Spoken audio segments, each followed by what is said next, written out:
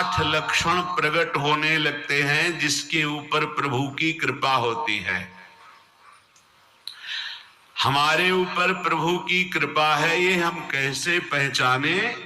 तो ये 8 लक्षण प्रकट होने लगते हैं जिस पर हरिजू की प्रियाजू की कृपा है। पहला, घोर अपराध करने वाले के प्रति भी दया की भावना, शांति पहला लक्षण है। भाव में भी पहले शांत भाव है। हमारे ऊपर श्री हरिजू की कृपा है, इसकी पहचान ये 8 लक्षण। पहला, शांति, अर्थात घोर अपराधी के प्रति भी गुस्सा ना क्षमा करना, ये हरि की कृपा का लक्षण है। देख लो भाई, घोर अपराधी शब्द तो जाने दो, जरा सा प्रतिकूल हो जाए तो लाख समझाओ पर भ्रकुटी तनी रहती है। भला ऐसा है? अपराधी पर भी क्षमा का भाव होना, ये हरि कृपा पात्र में ही होगा, अन्य में नहीं। तो अगर अपने हृदय में ऐसा लगे कि ऐसा नहीं है तो हरिजू से प्रार्थना करनी चाहिए कि कृपा करो, मेरे में सामर्थ्य आवे। दूसरा, अनुसूया, वो किसी भी के प्रति कभी भी कोई दोष दर्शन ही नहीं करेगा। दोष कथन, दोष श्रवण की तो बात जाने दो। अनुसूया, दूसरों के गुणों में दोष ढूंढना ये नहीं होता। हरि कृपा पात्र में नहीं था। ये सब भजन के नाश करने वाले। जैसे पहला अपराधी पर क्रोध कर देना, तो माया ने भेजा इसीलिए था कि तुम्हारे साथ व्यवहार ऐसा करे कि तुम क्रोध करो। क्रोध करोगे तुम्हारी ऊर्जा शक्ति नष्ट हो जाएगी, अध्यात्म में जो चलने की थी। और कहीं तुमने संकल्प कर लिया तो भजन शक्ति नष्ट हो जाएगी। तो अगर भजन बल है तो गया, जरूर उसको दंड मिलेगा, पक्का मिलेगा, 100% मिलेगा, लेकिन आप खाली हो गए। ना भजन करने की वृत्ति रहेगी और ना भजन रहेगा, दोनों बात।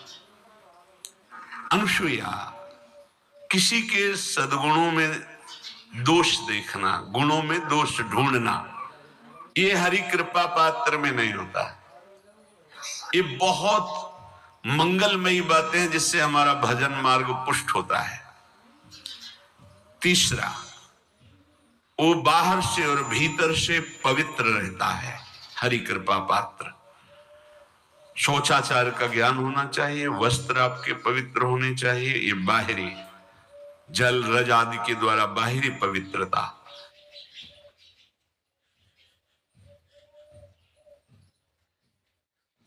और निष्कपटता, निश्चलता, सत्य भाव, ये अंदर की पवित्रता है। अगर कपट है, छल है, असत्य है तो हृदय मलिन रहता है। भीतर और बाहर से पवित्र रहना, इसमें खास बात क्या है? भीतर और बाहर से पवित्र रहने में, भीतर और बाहर से सदैव पवित्र कौन रह सकता है? तो बोले, जो पुंडरीकाक्ष भगवान श्री हरि का प्रियाजू का स्मरण करता रहता है, वो शवाभ्यंतर शुचि, वो बाह्य और अभ्यंतर दोनों से पावन रहता है। तीसरी जो कृपा का लक्षण है, अर्थात वो सदैव भगवत चिंतन परायण, शौचाचार का पालन करने वाला, बाहर और भीतर से हरि कृपा पात्र पवित्र रहता है। चौथा, ऐसे कार्यों का अनुष्ठान न करें जिनमें हमारा भजन छूटता है, जिनमें सत्य छूटता है, जिनमें भगवत भाव छूटता है।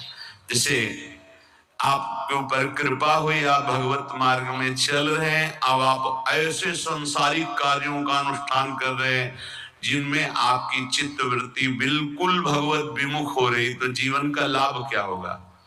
लाभ तो है भगवत स्मरण सहित। कल एक ने प्रश्न किया कि मैं खाता तो नहीं लेकिन मांस की दुकान में मांस बेचता हूँ, होटल आदमी, क्या उचित है? ये उचित कैसे हो सकता है? तुम और भी तो व्यापार कर सकते हो, जरूरी है। धर्म का पालन करने की इच्छा करते हो, धर्म आचरण करते हो, ऐसा नहीं। तो विरत बहुकर्मा, उन कर्मों से हमें विरत रहना है जो हमारे धर्म के विरुद्ध है, जो भजन के विरुद्ध है। हरि कृपा पात्र ऐसे कर्मों का अनुष्ठान कर ही नहीं सकता। अपने भजन का फल देखना भगवत कृपा पात्र की, सबको प्रदान कर देना। हिम्मत है? अपने भजन, इतनी मेहनत से किया हुआ भजन, भजन होने के बाद हे प्रभु इस भजन का फल हो, सर्वे भवन्तु सुखिना सर्वे सन्तु निरामयाः। यहां तो कहते महाराज एक माला रोज आपके लिए करता हूं कि आपकी बीमारी ठीक रहे, तो शेष किसके लिए करते हो प्रभु? शेष अगर इष्ट और गुरु के लिए तुम्हारा है कि एक माला करते तो फिर इतनी माला करते तो हमें क्या होगा? सब आपको दे देंगे तो हमें क्या होगा? तभी भजन का रहस्य नहीं जाना। छठवां, अपने भजन से अपने लिए कुछ भी ना चाहना और दूसरों की तो बात जाने दो, दूसरों से कुछ ना चाहना ये तो ठीक है, अपने भजन से अपने लिए कुछ ना चाहना है हिम्मत। देखो ये हरि कृपा पात्र में हिम्मत होती है। अपना भजन अपने प्रयोग में ना लाना, इसका भी आंतरिक रहस्य है। अपने प्रयोग में आप शरीर को लेकर के बोलेंगे, अगर स्वरूप को लेकर तो प्रयोग की कोई वहां जरूरत ही नहीं, स्वरूप पूर्ण काम है, वहां कोई अभाव नहीं। जब आप कोई भाव अपने लिए करेंगे तो देह भाव होगा, देह भाव से किसी विषय की मांग होगी। विषय पूर्ति भजन का फल नहीं होता, भजन का फल होता विषय निवृत्ति।